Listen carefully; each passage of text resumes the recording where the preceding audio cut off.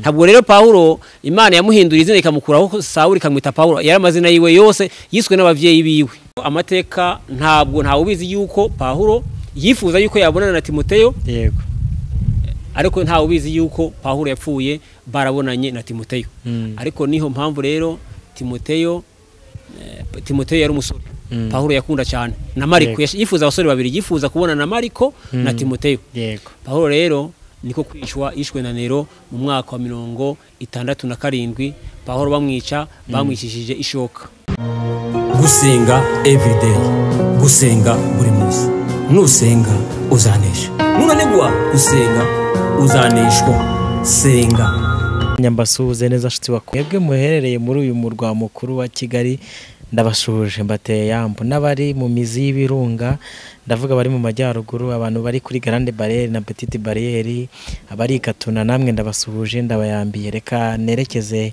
ku bantu bari hano kuri Nyabarongo kumanuka kugera ku Kanyaru ndabasuhuje mukomeze kumererwa neza reka ntere kwibagirwa n'abari Burasirazuba guhera kuri parike yakagera hano za Rwamagana mwese mbateye yambo turabakunda murabizi n'abari ku nkuko z'igihugu cyacu no hanze yacyo reka mbabwire ngo umwami nakomeza bishimire mumeze mute twebwe tumeze neza turashima Imana ibiganza by'Uwiteka biracyaturiho abatameze neza mwihangane ejo bizamera neza ni kwisi imeze uyu munsi umuntu abari kurira ejo akaba ari guseka turabakunda rero nk'ibisanzwe tugenda tubazanira abashyitsi b'umugisha tukaganira nabo iby'Imana bashyize ku mitima yabo kugira ngo babituganize babidusangize ni kuri izo kamera zacu dufite umwe mu bagabo Imana ihagurukije muri no misi ngo bayikorere bayivugire bavuga ibyayo ni Evangeliste Edouard turakwakiriye bira byose tugwaye karibu urakoze cyane yego wisange tukunda abashyitsi kandi ndakekura bibona ko tubakunda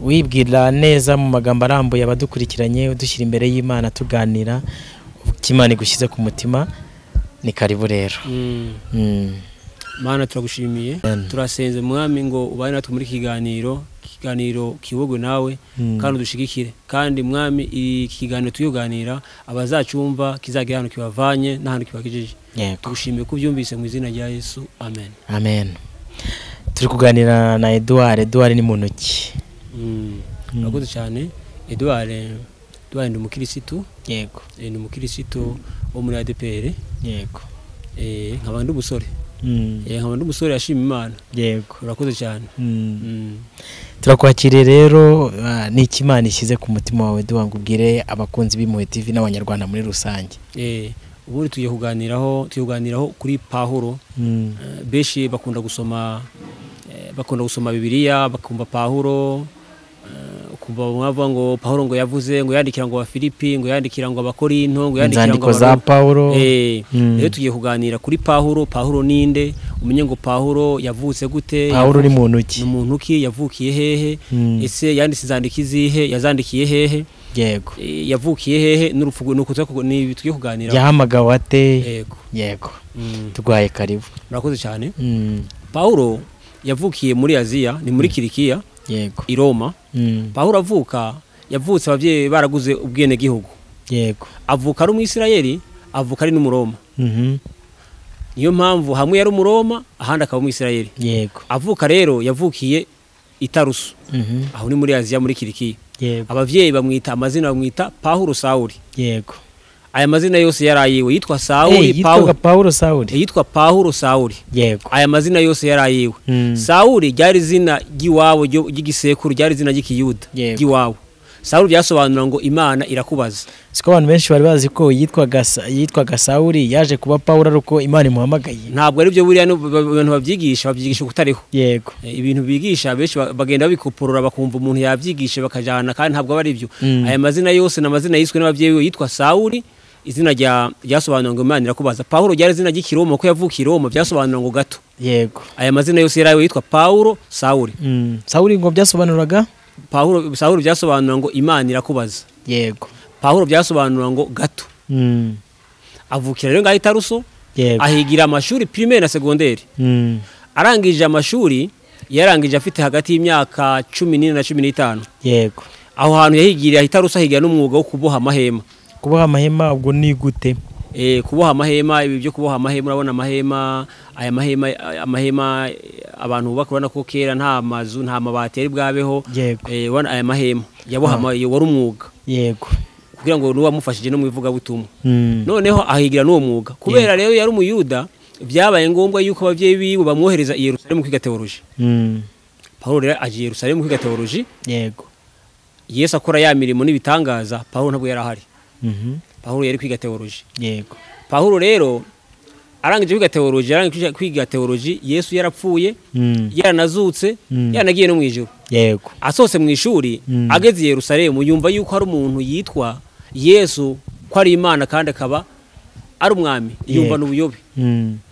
Bumva Paulo ntabwo yari umwasi w'Imana, nubwo benshi bahora babyigisha ngo ntabwo yari umwasi w'Imana. Paulo yavuye kwiga Imana ya Isirayeli, Imana imwe yavuye kwiga Imana ya Isirayeli i Yerusalemu, imwe yabambukije inyanja itukura.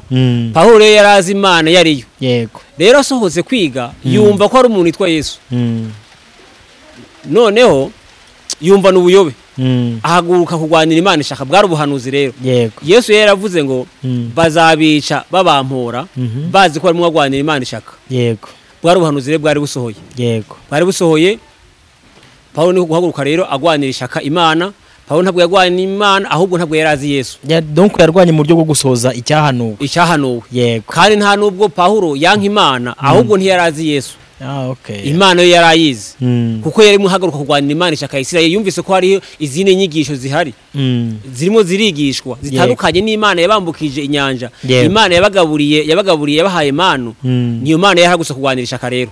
Ariko bwari ubuhanuzi yarasohoje. Yesu yaravuze bazabica babampora, yego. Niko rero kwica rero batangura kwica abakirisitu i Yerusalemu, niho bica na Stefano. Paulo ngo yarahari abyishimiye, ariko ngo Paulo gihe bica Stefano, ngo Stefano yapfuye ngo afite ibyishimo, yego, n'umunezero. Ico gihe rero ngo Paulo uko yakomeza atoteza itorero, ngo yaguma yibuka ngene urupfu Stefano yapfuye, yego. Donc urupfu rwa Stefano rwamugarukaho. Impamvu rwamugarukaho nuko yabonye igihe bamwica yapfuye afite ibyishimo, aho ubona mwica yaravuze ngo Mana ubababarire, kuko batazi ico bakora. Kandi ngo bamwica babonye marayika, yego. Mu byo rero Paulo yarize yarazi bya marayika, ico gihe babonye marayika bari mwaramwica, yego. Noneho kubo gutatana ko abakirisitu baratatana bava i Yerusalemu baja mu miji itandukanye, baja ni Damasiko. Paulo rero yumvise yuko i Damasiko abantu bakiye Yesu n'umwami n'umukiza, aja kubatambye, yego, abasaba ivyemezo ngo aje i Damasiko, aje gufata abagabo n'abagore basenga Imana, abazaniye Yerusalemu babashire muri gereza. Kuva i Yerusalemu muri Damasiko ni birometero 240. Utekereza umuntu agenda ibirometero 240 nta mushahara, nta gihembo, aja guhemba, ari shaka gusa, ngo arimo agwanira Imana. Ari mu nzira rero yenda kugera i Damasiko, niho yabonye umuco mwinshi. Paulo ngo hasi yumva ijwi, yego. Abantu bari kumwe na Paulo bumvise ijwi, ariko ntibabonye umuco, yego. Niyo mpamvu kugira ngo umuntu abe apotre, abe intumwa, yego, agomba kuba yumvise ijwi, Yesu akamwiyereka, yego. Ni ibintu bibiri. Bivuze ngo bano bantu baza kuwa mbere kuwa kabiri saa 6, akavuga ati ngiye nitwa Apotre Robert, nitwa wenda Apotre Claude, ko izo kondiso zigomba kubaho.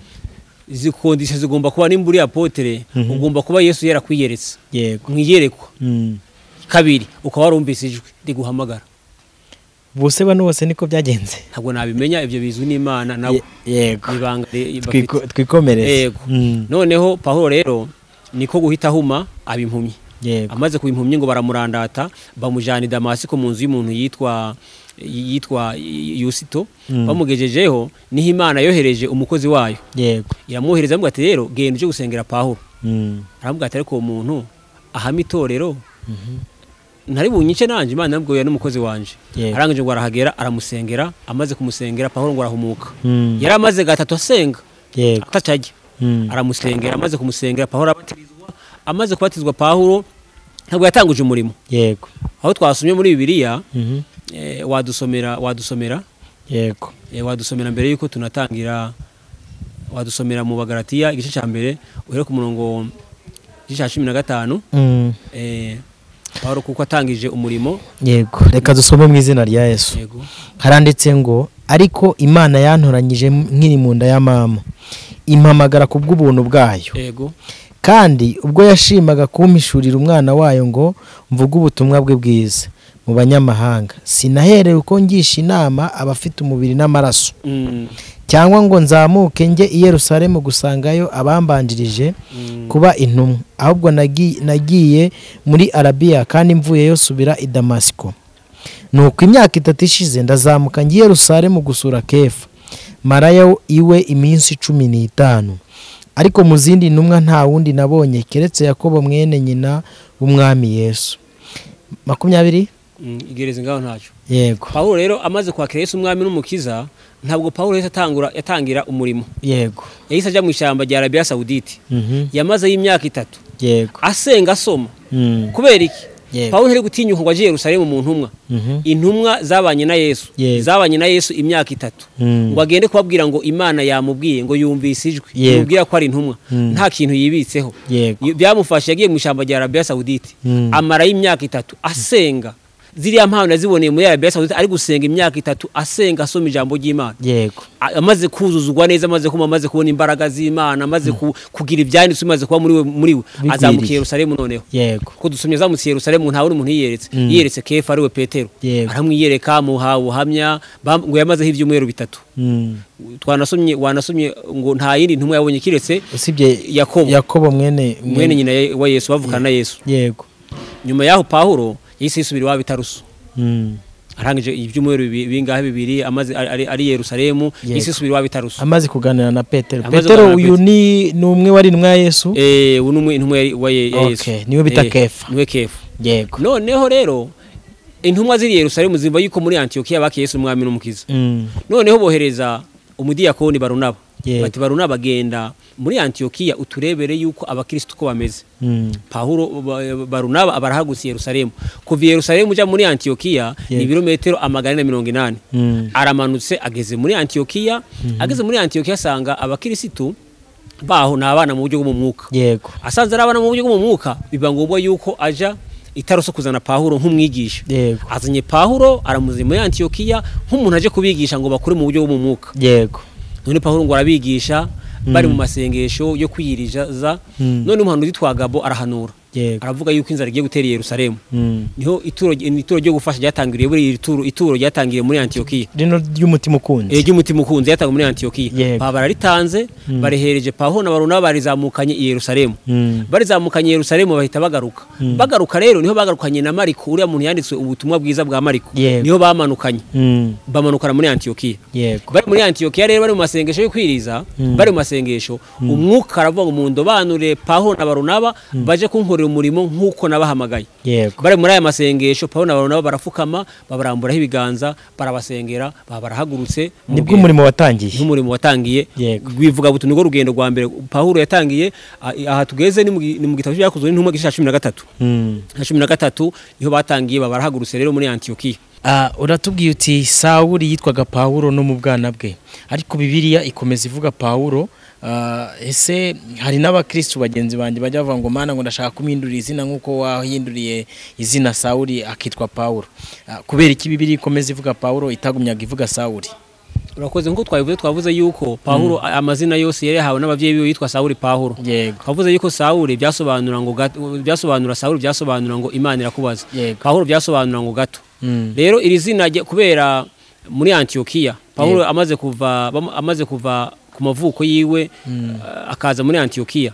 Kubera abantu muri Antiokia bavuga ikigiriki. Hako Yesu Kristo yari zina ry'ikigiriki. Mesiya n'igiheburayo. Noneho kubera bakomeza kuvuga ngo Kristo abantu b'abanyamahanga baraha bumva ijambo Kristo bahita bavuga ati abantu n'abakristo na jambo ry'abakristo. Ni naho ryatangiriye. Noneho kubera bakoresha ikigiriki niho batangiye no kubakomeje kwitwa Pawulo, bamwita Pawulo kuko ryari zina ry'ikiroma. Niho batangiye kumwita bavuga Pawulo. Niho bakomeje bavuga Pawulo batasuye kuvuga Sawuli. Ntabwo rero Pawulo Imana yamuhindura izina ikamukuraho Sawuli ikamwita Pawulo. Yari amazina yiwe yose yiswe n'abavyeyi biwe.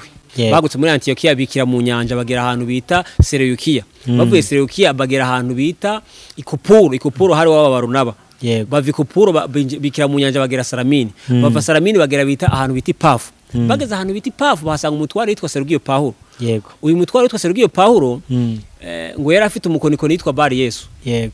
Uyu ngo ashatse kwakira Yesu umukiza kuko umukonikoni ngo aramubuza. Pawulo ngo aramucaha, amaze kumucaha abimpumyi. Uwo mutware ngo yakira Yesu umwami n'umukiza. Pawulo ngo yikira mu nyanja agera ahantu bita Pafu. Yego. Bageze ahantu bita Pafu Mariko ngo abatayo. Yisubira i Yerusalemu. Yego. Pawulo ava Pafu amanuka Ikoniya.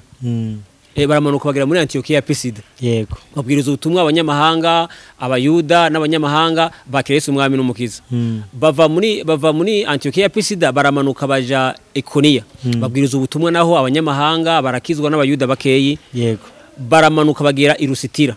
Bageze i Lusitira abayuda batakiye Yesu umwami n'umukiza bo muri Antiokiya ya Pisida nabo muri Ikoniya baramanuka bosha abantu b'i Lusitira. I Lusitira Pawulo amutera amabuye, Pawulo arapfa. Naho yapfiriye. Pawulo arapfa, amaze gupfa baramufata baramukwegwa mu nyuma y'umuji. Noneho ngo abigishwa biwe baraza bamugose ngo Pawulo arahaguruka. Yongera bamuzima. Niho Pawulo yanditse rya jambo ryo mu Bakorinto avuga ngo nzu umuntu yagiye mu ijuru rya gatatu sinzi ko yari mu mwuka nuko yari mu mubiri. Yego. Niyo yerekwa yagize naho bari bamuteye amabuye i Lusitira. Yapfuye. Pawulo ava i Lusitira, Imana irongera muzura. Imana yongera muzura, bumva bamaze kumukwega bamushira inyuma y'umuji, abigishwa biwe ngo baraje baramugota, Pawulo arahaguruka. Ava i Lusitira aramanuka agera i Derube. Yego. Ageze i Derube agaruka muri Antiokiya. Ubwo n'urugendo rwamaze umwaka, rwatangwe mu mwaka wa 47 n'umwaka wa 48.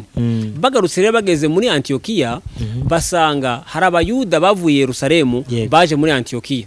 Babwira abakirisitu bo muri Antiokiya baravuga ati rero kuba mwarakiye Yesu umwami n'umukiza mukaba mutakebwe ntibyemewe. Yego. Aho ntimurakire Yesu umwami n'umukiza. Baje impaka ikomeye cyane. Pawulo na Barunaba bazamukana icyo cyifuzo i Yerusalemu ku ntumwa zabanye na Yesu. Inama iraterana, inama yabaye mu mwaka wa 48. Yerusalemu aho n'ibyakozwe n'intumwa igice cya 15. Yego. Inama irateranye, inama imaze guterana bafata umwanzuro. Baravuga ati rero abanyamahanga mureke kubagora. Kubikoreza imitwaro y'amategeko.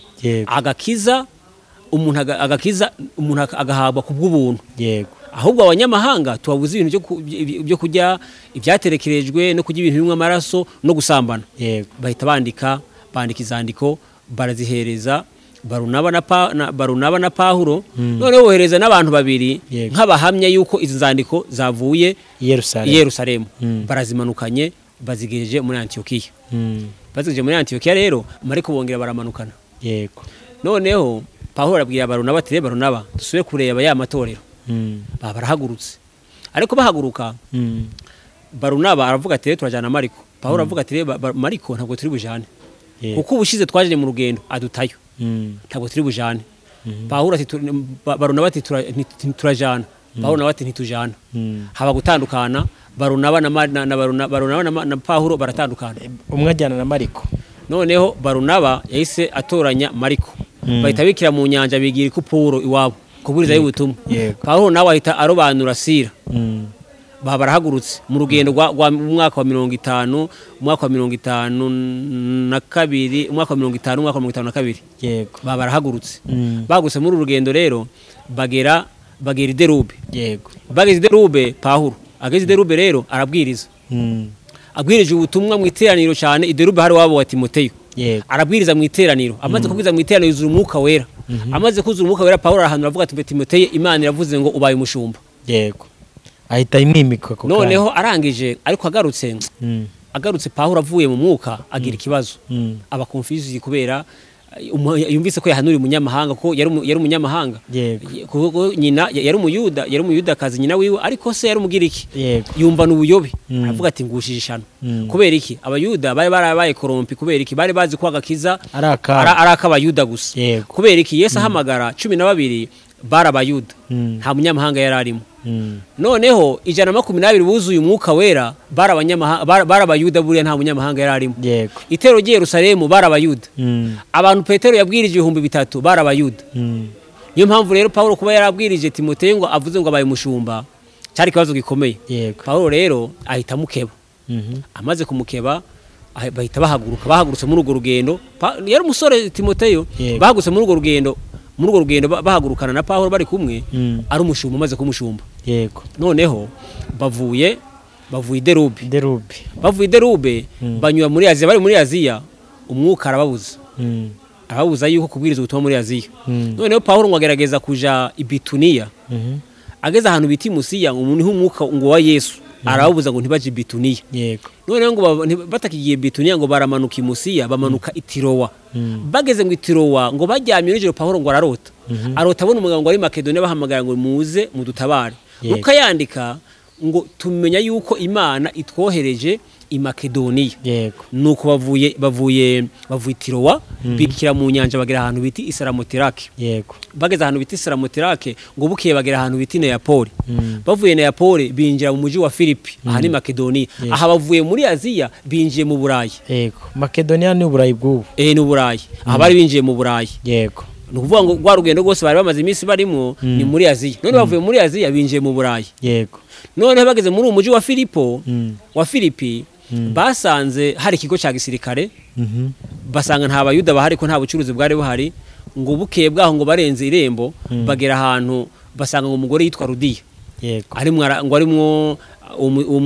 yari umukiri w'umudamu niyo muntu wa mbere yakiye Yesu umwami n'umukiza mu Burayi yego none amaze kwakira Yesu umwami n'umukiza aravuga ati rero niba mubonye yuko nakiye Yesu umwami n'umukiza muze nje kubacumbikira ahita cyo kubacumbikira iyo timu yego iyo timu ya Barunaba timu ya Pawulo na Timoteyo na Sira yego na Sira na Luka yego abaramanutse abacumbikiye bamara iminsi babwiriza ubutumwa niho noneho ngo barimo barabwiriza ubutumwa ngo hari umukobwa ngo yarimwo abadayimoni yaragurira ngo uwo muji abantu bari barakiza bakire kubwo yabaragurira uwo mukobwa abahindagu z'ubutunzi noneho ngo Pawulo ngo arimo agenda abwiriza ubutumwa ngo bakagenda uwo mukobwa agenda bakurikira bati aba n'abakozi b'Imana isumba byose ngo Pawulo itamucaha amucashe babadayimoni bamuvamo noneho abakiriho muri uwo muji babonye yuko ikintu barabashyizeho amaso kihavuye bahita bafata Pawulo na Sira niho gufungwa Pawulo na Sira babashyira muri gereza niho havuye iri fungwa rya Pawulo na Sira babajyana mu nzu y'imbohe mu nzu y'imbohe Imana iguhe umugisha komeza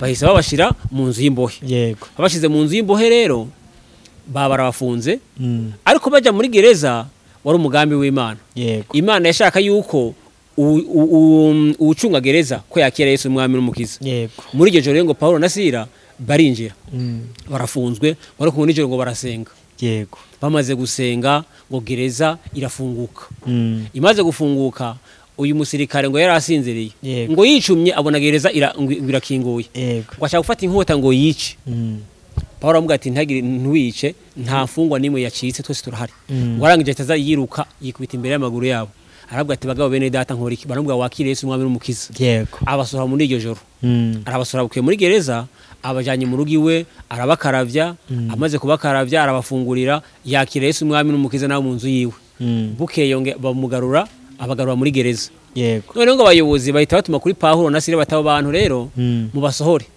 Pawulo arangije arabatora ababwira ati rero mwadukubise turabaroma kandi cyarazira yuko umuroma umuntu tw'umuroma kwa kubitwa inkoni cyarazira yego ati rero mwadukubise turabaroma noneho ngo umuyobozi mukuru wa gereza yumvise yuko ari umuroma agira ubwoba abantu badukurikiranye mwibuke ko iki gihe turi kuganira cya Pawulo na Yesu muri iki gihe abaromani aribo bari bakoronije cyangwa se aribo bari bafite empire romani ariyo yari iyoboye isi siko bimeze yego noneho baratumye bati rero mu basohore Pawulo avuga ati ntimudusohora nibaza abayobozi ntabwo turi busohoke hano abayobozi baraza abakomera amashi atari kuri muswe kuvuga ibintu bya Yesu bahita bahava bavuye mu muji wa Filipi bijira i Tesalonike binje Tesalonike barahabwiriza bahamaze ibyumweru bitatu abayuda rero batakiye Yesu umwami n'umukiza b'i Tesalonike bashaka kwica Pawulo Pawulo ngo baramucikisha ngo aramanuka agera i Beroya ariko ngo abantu b'i Beroya bo ngo bari bameze neza ntabwo barameze nk'ab'i Tesalonike ngo bo ngo bareba mu byanditswe bakareba ibyo Pawulo avuga ko ari ukuri yego none ngo abayuda ngo baramanuka bava i Tesalonike baza i Beroya bashaka no kumwica Pawulo ngo arahacika agera Atenayo yohereza noneho yohereza Sira na Timoteyo ngo basubire i Tesalonike barebe uko bimeze itorero ko niho ryari kivuka yego Pawulo rero ngo akiri muri uwo muji wa Atenayi asanga hari ibigirwamana byinshi yego muri uwo muji wa Atenayi niho kubabwira ati rero arabwira ati maze iminsi muri uyu muji wanyu watenaye ariko nabonye musenga imana nyinshi ariko hari imana nabonye ahantu gicaniro cyane so imana mutazi atari kiyo mana mwe mutazi niyo naje kubabwira naje kubabwira imana mwe mutazi okay nihiri jambo ryanditse mu byakozwe n'intumwa ngo nabonye musenga imana nyinshi ngo ariko ngo hari ikimenyetso cy'imana itazwe imana mutazi ati imana rero mutazi niyo naje kubabwira niho Pawulo rero ko arababwiriza nyuma yo kubabwiriza aja akibategereje bataragaruka ngo amuzanire amakuru yinjira mu muji wa Korinto niko yinjiye mu muji wa Korinto yinjiye muri uwo muji wa Korinto uyu muji wa Korinto wari utuye hafi hariho icambu ca Mediterane rero hari hatuye abantu benshi cyane hari hatuye abayuda hari hatuye abagiriki hari hatuye n'abaroma ariko ahi Korinto hari higwamana c'abagiriki citwa Feredito higwamana rero cyari gifite abatambyi b'abagore 1000 kugira ngo witwe umukorinto wabanza ugasambana n'abagore 1000 niho witwe umukorinto wabonera izina ry'umukorinto umukorinto bisobanura umuntu yankiritse noneho Pawulo akibategereje bamusanga muri uwo muji w'Ikorinto bamuzanira amakuru yuko abantu b'Itesalonike bakiye Yesu umwami n'umukiza Pawulo ngo arishima amaze kwishima niho Pawulo rero kubandikira urwandiko rwa mbere Pawulo ubundi yanditse inzandiko 13 Pawulo yanditse inzandiko 13 kuva ku Baroma kugera ku rwandiko rwa Tito inzandiko 13 Pawulo yanditse inzandiko 13 zigawe mu mice 4 umuce wa mbere bazita inzandiko za Kristo ni inzandiko enye n'urwandiko rw'Abaroma urwandiko rw'Abakorinto ba mbere no rwa kabiri n'Abagalatiya izi bazita inzandiko z'agakizi noneho umuce wa kabiri bazita inzandiko z'ibihe bya nyuma ni inzandiko n'urwandiko rwa mbere rw'Abatesalonike no rwa kabiri ubundi muco wa gatatu bazita inzandiko za gishumba ni inzandiko za gishumba ni inzandiko ebyiri n'urwandiko rwa Timoteyo wa mbere n'urwa Tito noneho umuco wa gatatu bagwita wa kane umuco wa kane bazita inzandiko zandikiwe muri gereza inzandiko zandikiwe muri gereza ni inzandiko enye urwandiko rw'Abaefeso Abafilipi Abakolosayi na Filemoni niyo mpamvu Pawulo rero ageze ngaha ari ngaha Korinto rero niho bamuzaniye amakuru no kwandika urwandiko rwa mbere buriya muri zandiko 13 rwanditswe mbere n'urwandiko rw'Abatesalonike ba mbere abarabohereje arabwira ati rero arabashimira ati ndishimye kuba mwarakiye Yesu umwami n'umukiza Imana izwi numvise ko mumeze neza ni byiza mukomeze ariko mwirinde byo gusambana none ababwiye n'ibyo kugaruka kwa Kristo noneho bajanye ubwo rwandiko noneho abantu b'Itesalonike bahita bareka gukora batekereza yuko Yesu agiye kuza none inzara irabakubita Pawulo amenye amakuru yo kubandikira urwandiko rwa kabiri niho yabasobanuriye urwa mbere rwari kubashimira ko bakiye Yesu umwami n'umukiza noneho bahita birara noneho havuye urwandiko rwa kabiri Imana iguhe umugisha ibi bintu abantu badukurikiranye ni ibintu biba bikenewe kumenya ngo Pawulo izi ndandiko zaje gute zavuye hehe byagenze gute niyo mpamvu tuba twatumiye umukozi w'Imana nk'uyu nguyu Edouard kugira ngo ababwire amateka mumenye musobanukirwe nuko dukomeze noneho abarakomeje abohereje rwa kabiri niho yababwiye rero byo kugaruka kwa Yesu ingene bizagenda arabwira yuko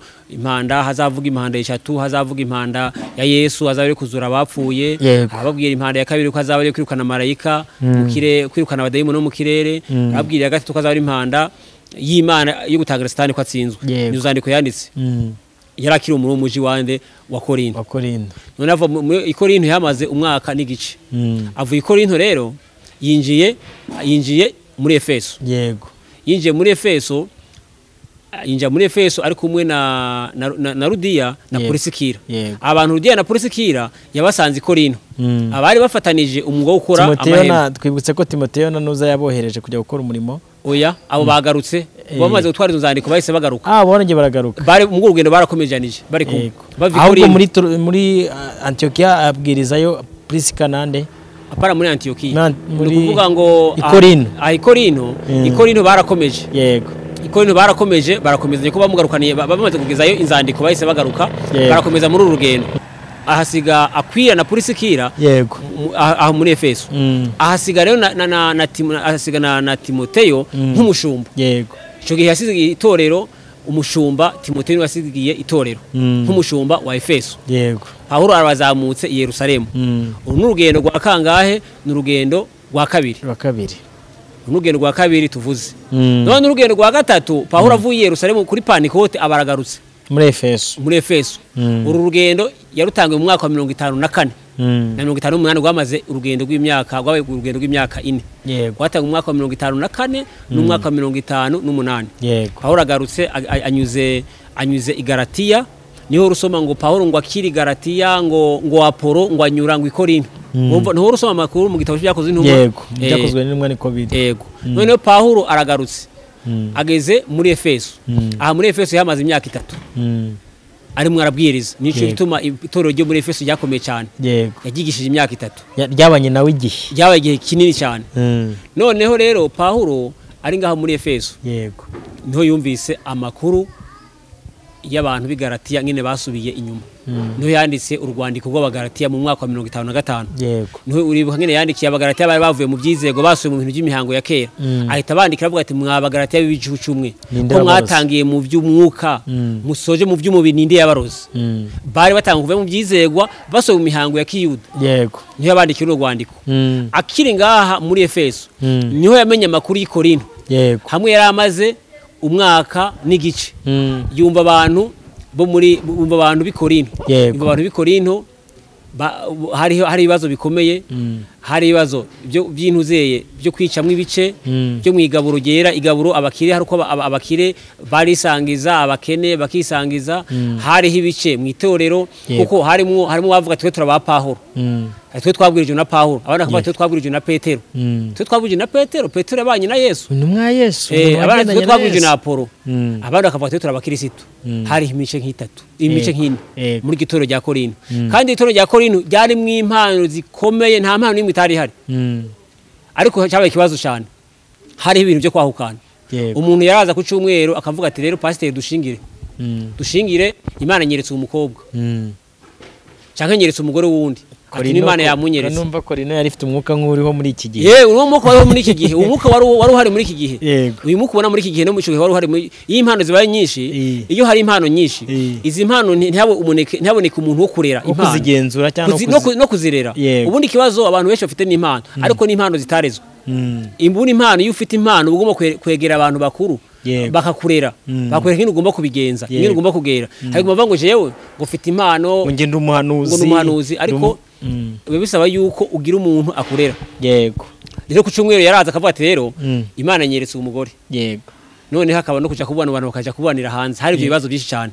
Pawulo rero kubandikira urwandiko rw'Abakorinto ba mbere n'aba kabiri. Nyuma ya ngaho Pawulo yo kubandikira yageze i Korinto. Yego. Hagiye gukemura ibibazo yageze i Korinto. Ariko Korinto niho yanditse urwandiko rw'Abaroma. Yego. Arohereza umudiyakoni yitwa Foyibe. Abe warujana i Korinto. Nyuma rero yavuye i Korinto Pawulo niko yagize ku kigwa cyitwa Merito. Ahamagara abayobozi bo mu itorero rya Efeso. Arabahamagara yarabasezeye babwira ati mukomeze itorero ry'Imana, mukomeze muzakora umurimo w'Imana ngiye Yerusalemu. Umwuka w'Imana rimwe arambwira yuko tuzongera kubonana. Ngo bararira cyane bamugwa mu ijosi ngo bararira. Yego. Bamaze kurango batandukanye bagera ahantu bari mu masengesho. Umuhanuzi yitwa Agabo araza. Arahanura avuga ati nyine umukandara niko bazamuboha nagera i Yerusalemu. None abigishwa babwira Pawulo ati Pawulo rero nugera i Yerusalemu bazakuboha. Pawulo aravuga ati rero mure kuntera ubwoba.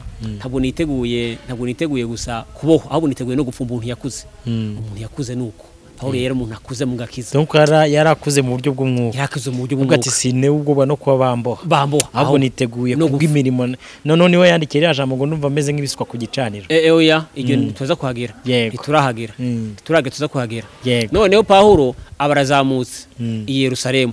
Azamutse ageze i Yerusalemu Pawulo ahita amufata. Nkuko Agabo yabihanuye. Bamushyira muri gereza afungirwa i Kaisariya. Yerusalemu yafungiwe i Kaisariya afungirwaho imyaka 2. Yego. Nyuma y'imyaka 2 Pawulo bamukuye i Kaisariya bamujana i Roma. Iyo usoma igitabo cy'Ibyakozwe n'Intumwa wumva hamwe Pawulo inyanja ari mu nyanja n'ibindi ari barimo mujana i Roma. Igihe kiyoka cyagihe cy'ikiyoka n'igihe cy'inyanja cyagihe bagemaze igihe kirekire bari mu nyanja batabona izuba n'ukwezi n'iki Imana ikabagenda ikavuga ngo Paulo akababwira ati ijoro marayika ndwaye yanyeretse ati nta numwe azapfa kiretse ubu bwato gusa bari bamujana i Yerusalemu bari bamujana i Roma ntigitabo cyakuzuma kirangirira Paulo rero amateka avuga nyuma yuko Paulo kumujana i Roma yafungiwe imyaka 2 afunzwe ari muri gereza niho bamuzaniye amakuru yitorero niho yanditse zandiko twavuga enye yanditse urwandiko rwa Efeso n'Abafilipi n'Abakolosayi na Filemoni yarafunzwe ari muri gereza ncito Paulo yanditse bati je ntabwo babajwe no gufungwa kwanje ahubwo babajwe n'amatorero yari umukozi w'Imana Paulo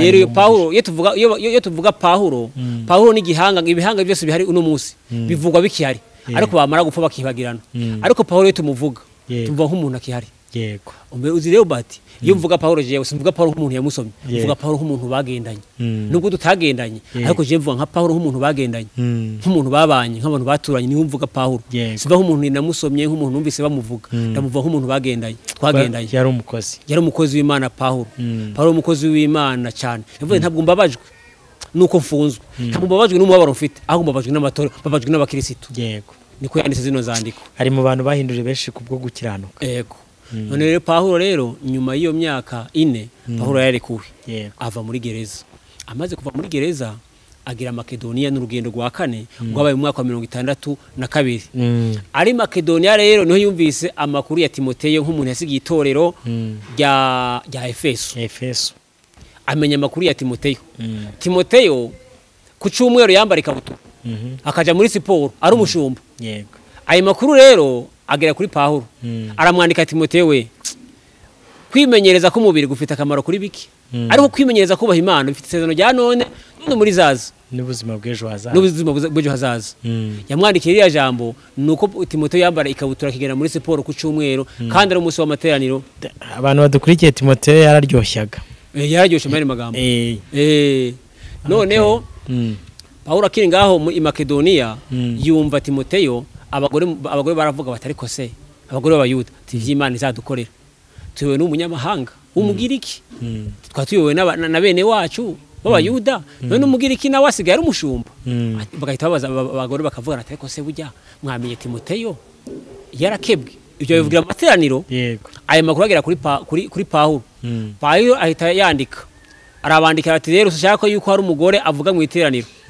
atabagore nibagira mu iteraniro bazabashesheka nibagera mu rugo bazabariza y'abagabo ntayiri impamvu Paulo yabandikiye iriya jambo yego noneho Paulo akiri i Makedonia noneho Timoteyo amaze kumva ngene Paulo yanditse izo zandiko hagira umusore yavuga mu iteraniro akamucaha hagira umugabo akuza akamucaha Paulo rero amaze kumva ayo makuru ahita amwandika avuga ati Timoteyo we abantu bakuru uzofata nka papa wawe abantu bangana mama wawe wafate nka mama wawe abasore bafate nk'abantu muvukana yego naye makuru Paulo rwandiko rwa mbere yarumwandikiye ari mwaragirante ari mwaramuhugura yego niho yanditse urwandiko rwa mbere rwa Timoteyo no rwa Tito noneho izandiko arazohereza nyuma y'aho Paulo rero baramufashe bamuzamukanye i Yerusalemu bamuvanye Roma oya avuye Roma yari yamaze gufungurwa yari Makedonia aho ni mu Burayi noneho nyuma yaho baramufata bamujanye muri gereza noneho bwa kabiri ho yafunzwe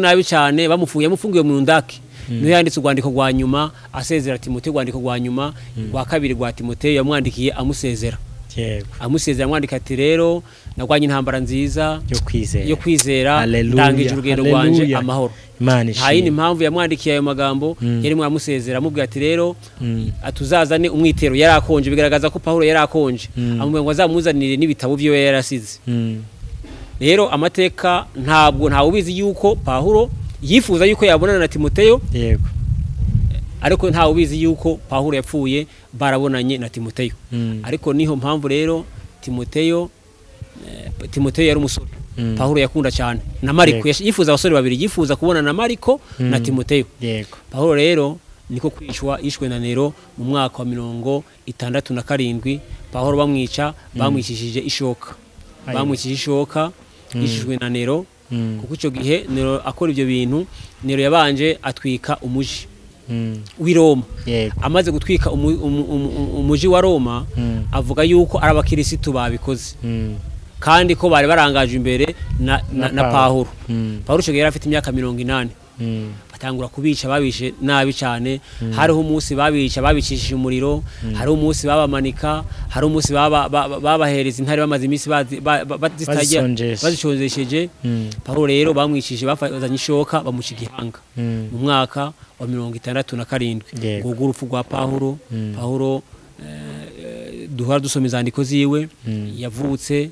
Pawulo rero yavutse ubundi Pawulo yavutse mu mwaka wa 6 buriya kera babara bamanuka bafata imyaka 2000 bakamara 1999 bakamanuka bagera ku 2000 bagasaba bagafata ibindi bakabara. Ariko Yesu amaze kuvuka batanga kubara rimwe bazamuka hejuru. Mbere ya Yesu babara bamanuka, ariko Yesu amaze kuvuka babara bazamuka. Rero Yesu yavutse mu mwaka wa 4, Pawulo avuka mu mwaka wa 6. Rero buriya Pawulo yavutse Yesu afite imyaka 11. Nuyire Pawulo rero yanditse izandiko 13. Hari igihe abantu baza bumva ngo Pawulo ngo yandikira ngo ba Filipi bumvise amakuru ingene Pawulo yavutse n'urupfu rwiwe. Murakoze cyane. Reka dushimira abantu bari badukurikiranye. Wabonye ko ngenda naryohewe kandi nabo abantu badukurikiye bararyohewe. Mbere byose Imana iguhe umugisha. Amen. Reka tugane ku musozo. Hari umuntu ushobora kugira ikibazo runaka akavuga ati mwarimu Edouard cyangwa se Evangeliste Edouard nta kibazo dusoza. Umuntu ugushaka yakubona gute? Ugushaka yambona kuri nimero 078 3 7 3 kane 82. Ndasubiramo 078 3 7 3 kane 82. Yego. Naho wabona mwarimu Edouard. Yego. Katuvuye ngo Imana iguhe umugisha. Ndishimye urumva unyaguye mu byo kwizera. Amenye ngo Pawulo ese yanditse izi impapuro azandikira abangaba yazanditse ryari kugira ngo ajye kwandikira Timoteyo amubwira ngo narinzi ibyo kwizera ngo none ngeze ahantu numva suka ngumeze nk'isuka ku gicaniro. Menya aho yamwandikiye yarari gusezera. Imana iguhe umugisha. Rero reka tubabwire ngo ibiganiro byacu nakagaruka kandi Evangeliste Edouard tuzongera tumugarure yongera tuhe ku by'Imana imuragije. Murabona ko abitse ibintu byinshi cyane Imana yashyize muri we. Imana igumugisha, turabakunda. Shalom. Shalom. Amen.